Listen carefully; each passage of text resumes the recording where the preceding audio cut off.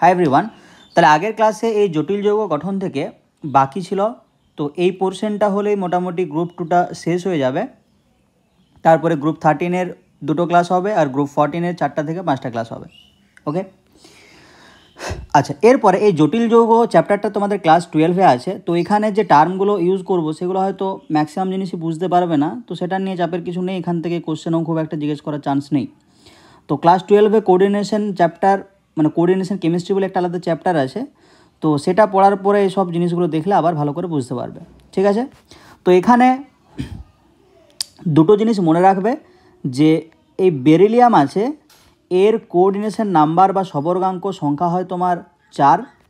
ঠিক আছে, এই বেরিলিয়াম বাদ দিয়ে যে অন্য এলিমেন্টগুলো আছে যেমন ম্যাগনেসিয়াম, ক্যালসিয়াম, স্ট্রনসিয়াম, বেরিয়াম, এদের সর্বোচ্চ সবর্গাঙ্ক সংখ্যা হয় 6 বা কোঅর্ডিনেশন নাম্বার হয় 6। ঠিক আছে, এই সবর্গাঙ্ক সংখ্যা মানে কি, এখানে বেরিলিয়াম এই সবর্গাঙ্ক সংখ্যা 4 দেখাচ্ছে, মানে এই 4টা লিগ্যান্ডের সাথে বন্ড করবে, 4টি লিগ্যান্ডের সাথে বন্ড করবে। ঠিক আছে, এখানে 6টা লিগ্যান্ডের সাথে বন্ড করবে।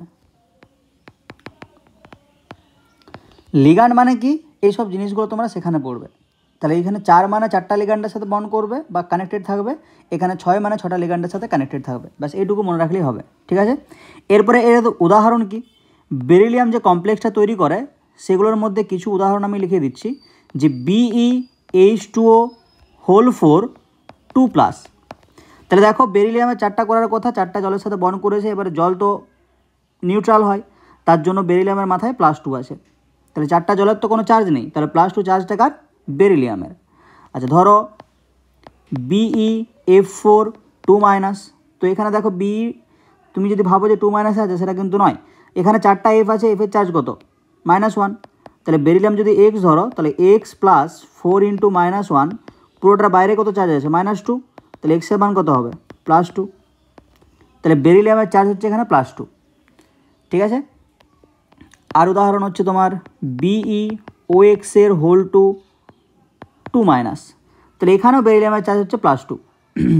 এই যে অক্সালেট আয়নটা দেখিয়েছি, দেখো অক্সালেটের গঠনটা কীভাবে করেছি।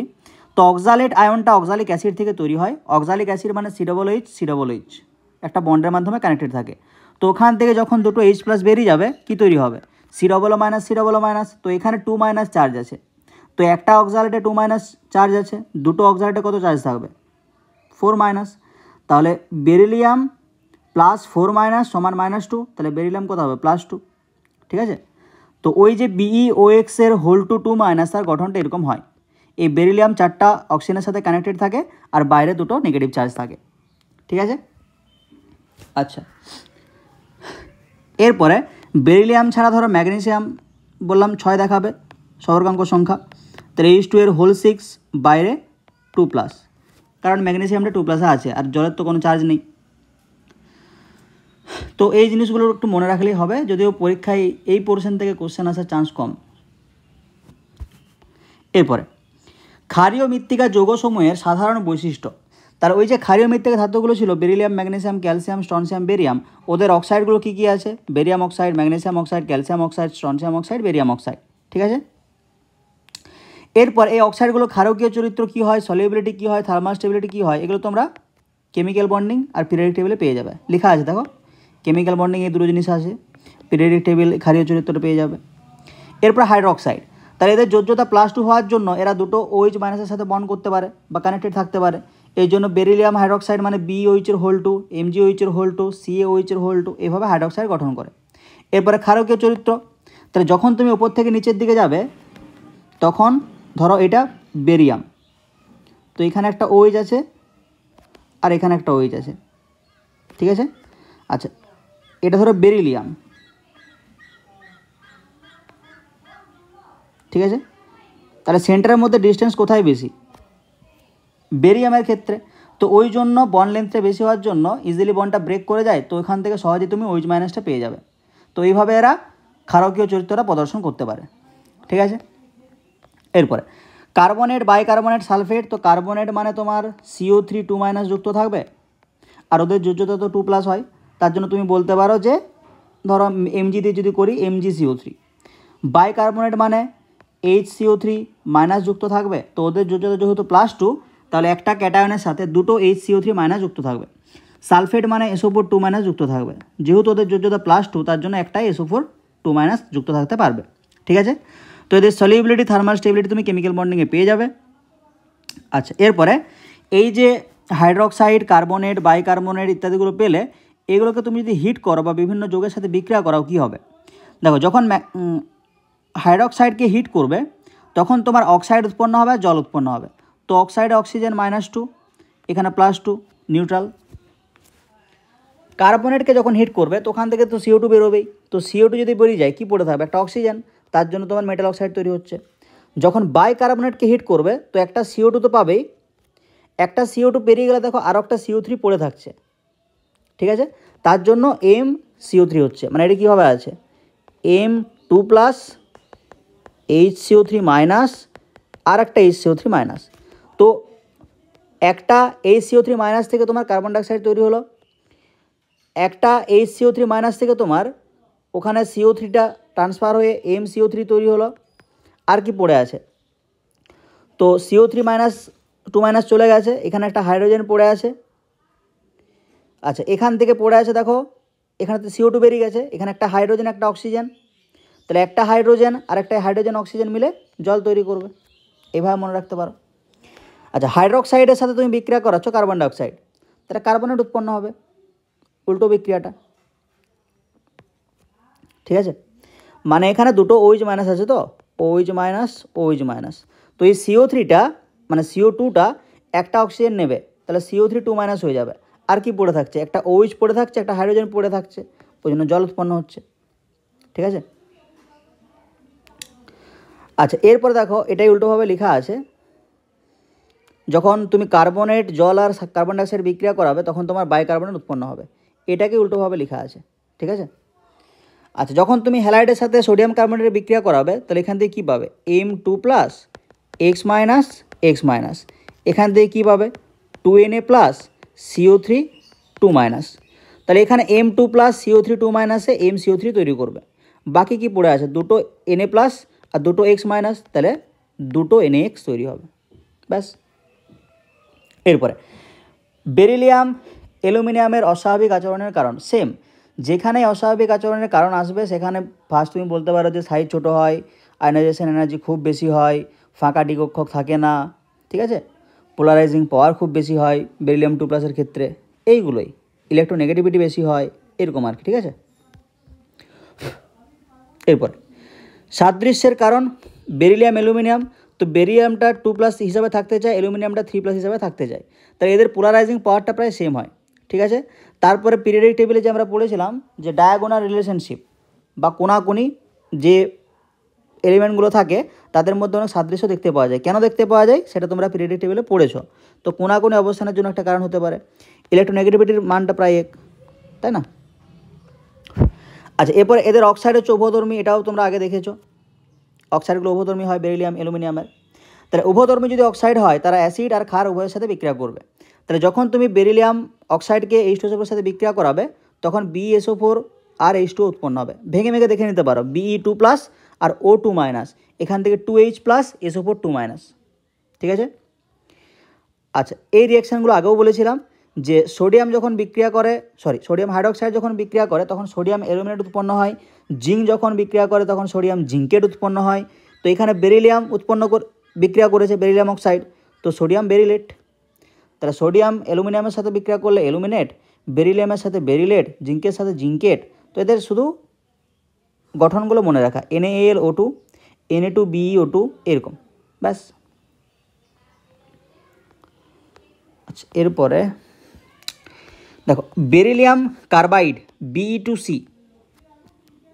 আর অ্যালুমিনিয়াম কার্বাইড এরা যদি আদ্র বিশ্লেষিত হয় মিথেন গ্যাস উৎপন্ন করে। ঠিক আছে, তাহলে Be2C আর Al4C3 তাহলে আদ্র বিশ্লেষিত হলে কী উৎপন্ন করছে? Methane gas. তো এখানে দেখো একটা কার্বন আছে তার জন্য একটা মিথেন, এখানে দেখো 3টে কার্বন আছে তার জন্য 3টে মিথেন। ঠিক আছে, তো আদ্র বিশ্লেষিত হলে বেরিলিয়ামের অক্সাইড কী ছিল? BeO, Al এর অক্সাইড কী ছিল? Al2O3, ব্যাস। তো সেরকম বেরিলিয়াম নাইট্রাইডকে যদি তুমি আদ্র বিশ্লেষিত করো Be3N2, আচ্ছা Be3N2 কেন হলো? আগে তো ছিল BeO, দেখো বেরিলিয়াম +2তে থাকে, নাইট্রোজেন -2তে থাকে, তাহলে +2 আর 3 এ গুণ করলে +6, -3 আর 2 এ গুণ করলে -6, ওভারঅল 0। এখানে অ্যালুমিনিয়াম +3, নাইট্রোজেন -3, ওভারঅল 0। তো যখন তুমি আদ্র বিশ্লেষণ করবে তখন ওই বেরিলিয়ামের হাইড্রক্সাইড উৎপন্ন হবে, তার সাথে অ্যামোনিয়া গ্যাস, যেহেতু দুটো N2 আছে তার জন্য দুটো NH3, এখানে অ্যালুমিনিয়াম একটা N আছে তার জন্য একটা NH3, ব্যাস।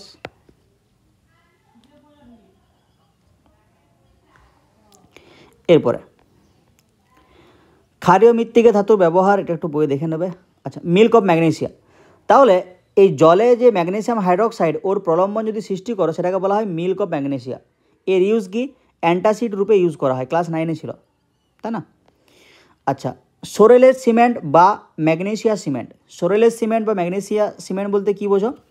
তাহলে Mgcl2.5MgO.xH2O, তাহলে এই কম্পোজিশন বিশিষ্ট ম্যাগনেসিয়াম অক্সাইড আর ম্যাগনেসিয়াম ক্লোরাইডের যে মিশ্রণ সেটাকে বলা হয় সোরেলের সিমেন্ট। এমসিকিউ জিজ্ঞেস করে যে সোরেলের সিমেন্ট কি, নিচে কম্পোজিশনগুলো দিয়ে দেবে, ঠিক আছে? ইউজ কি? দন্ত চিকিৎসা ইউজ করা হয়, পোর্সেলিনের বাসনপত্র মেরামত করার জন্য ইউজ করা হয়। আচ্ছা, এরপরে এপসম লবণ, এপসম লবণ মানে কি? MgSO4.7H2O, বুঝছে? ইউজ কি? রেচক রূপে ইউজ করা হয়, সুতি বস্ত্র রং করার ক্ষেত্রে ইউজ করা হয়, কসমেটিক লোশনে ইউজ করা হয়। এরপরে প্লাস্টার অফ প্যারিস, তাহলে CaSO4.12H2O, এটা হচ্ছে প্লাস্টার অফ প্যারিস। কী জন্য ইউজ করা হয়? নির্মাণ শিল্পে ভাঙা হাড় জোড়া দেওয়ার জন্য, প্রতিমূর্তি বা স্ট্যাচু তৈরিতে ব্যবহার করা হয়। একটু হোল্ড করো।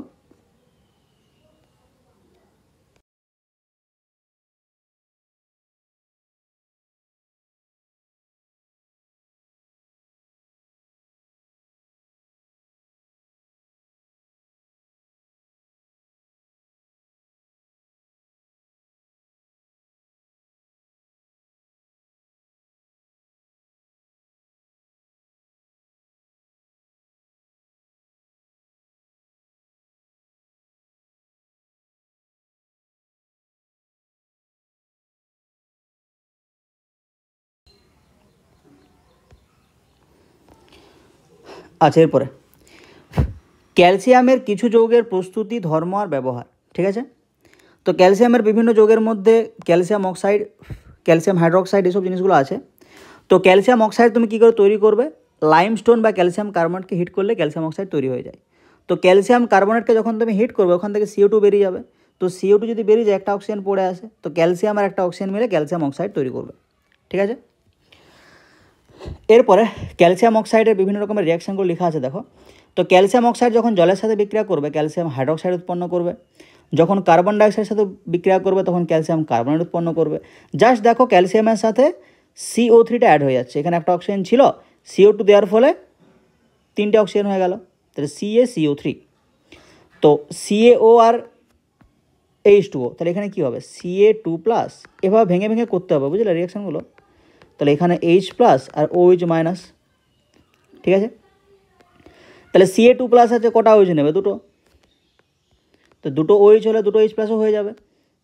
সরি, এটা আবার কেন করলাম?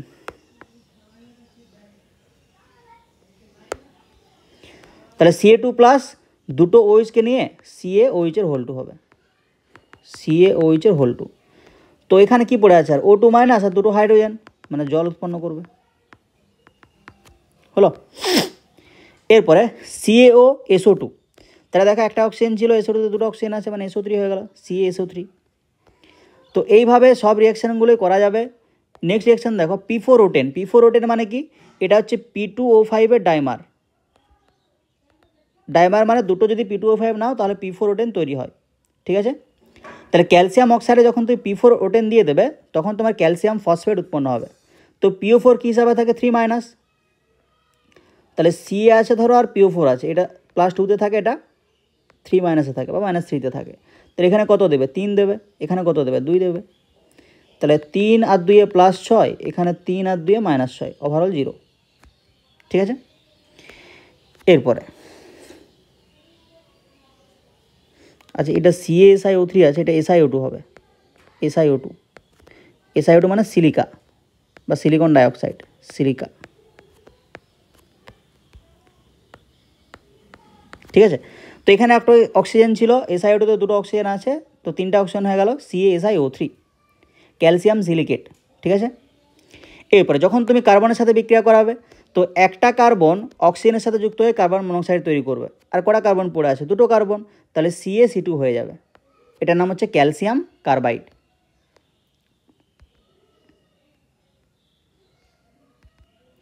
এরপরে ক্যালসিয়াম হাইড্রোক্সাইড। তাহলে ক্যালসিয়াম হাইড্রোক্সাইডের প্রিপারেশান একটু আগেই দেখলাম, যে জলের সাথে বিক্রিয়া করালে হয়ে যাচ্ছে, ওই ভেঙে ভেঙে জাস্ট। আচ্ছা, CaCl2 সাথে সোডিয়াম হাইড্রোক্সাইডের বিক্রিয়া করালে হয়ে যাবে, ভেঙে ভেঙে করে নিতে পারবে। হ্যাঁ, আচ্ছা, এই বিক্রিয়াগুলো আগের মতোই সব।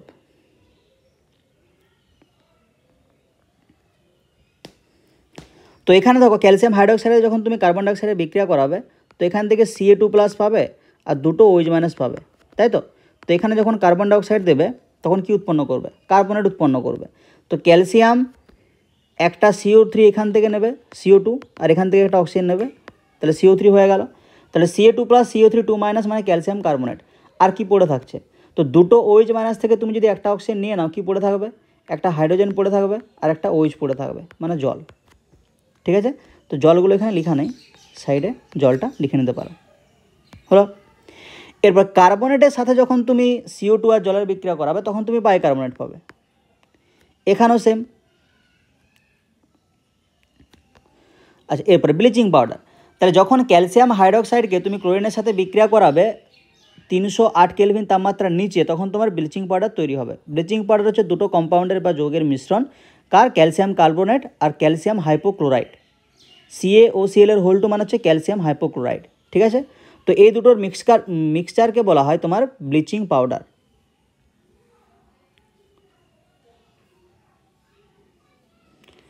এরপরে ব্লিচিং পাউডারের কম্পোজিশনটাও জিজ্ঞেস করে মাঝে মাঝে।